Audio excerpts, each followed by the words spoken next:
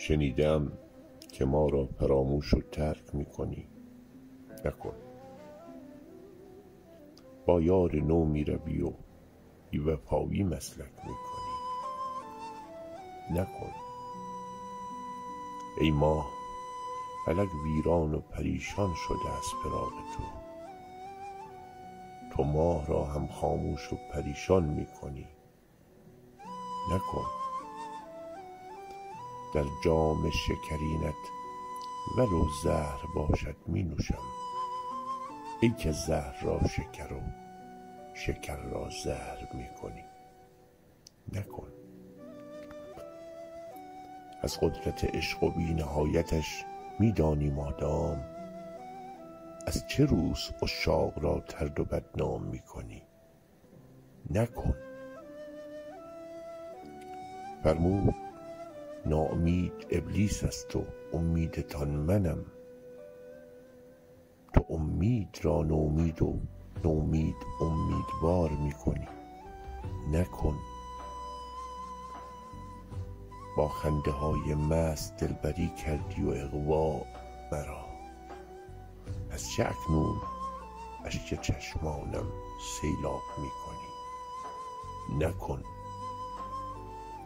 100 بار گفتم عاشقی کی کار چون منیست، گفتی تو بس بیا عاشقیت را ما ادا میکنی.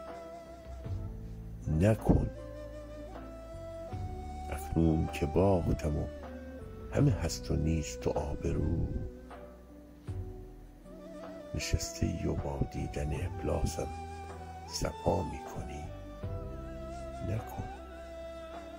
بی اعتبار و تهیدست و مسکین تو کردیم، حالا که عریان قبایی خواستم رهایم میکنی. نکن. این حال و این فتادگی کسی بگفت که میخرم، تو ضایعات مرا هم تباه میکنی. نکن.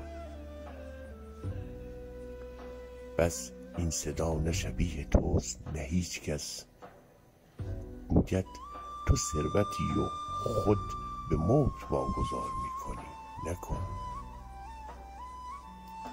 گفتم که ای تو و از من مسکین چه سود تو را، گفت آن حال زار تو ثروت است تباه میکنی. نکن. گفتم اگر دست دهم تو را رهایم نمی کنی، گفت نه دست دل بده و فکر باقی راه مکن. گفتم مگر این شکست دل به چه درد تو میخورد، گفت حریم کبریاست او گناه میکنی. نکن.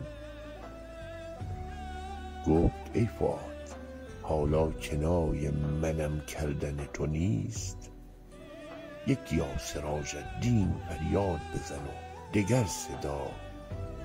نکن.